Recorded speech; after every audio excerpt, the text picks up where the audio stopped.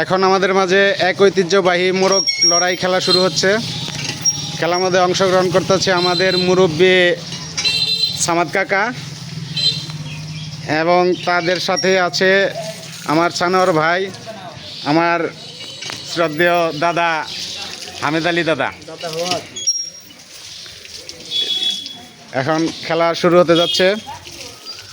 হ্যাঁ, রেডি হও সবাই। 1 2 3 অ্যাকশন।